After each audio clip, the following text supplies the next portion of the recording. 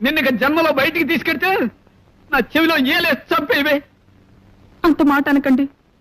ఈల వేయటం నాకు మాత్రం ఇష్టమన్నా. ఏం చేయని చెప్పండి. ఎక్కువ సంతోషం కానీ బాధ కానీ కలిగినప్పుడు వేళ్ళు వాటంతటా అవే దగ్గర అవుతాయి, నోటి దగ్గరికి వెళ్ళిపోతాయి. లోపల నుంచి గాలి వస్తుంది, బయటికి శబ్దం వస్తుంది. ఇవన్నీ నాకు తెలియకుండానే జరిగిపోతాయండి. నా వల్ల కాదే.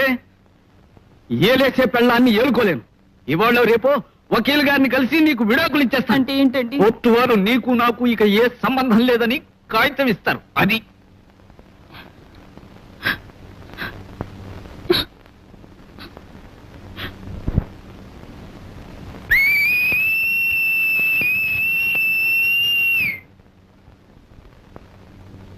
క్షమించండి, ఇది బాధ. ఇలా ఓసి నీ బాధ తగలయ్యా. అమ్మా అమ్మా, గుండెకి కింద పడ్డ అప్పడల్లా గుండె చితికిపోయింది కదమ్మా.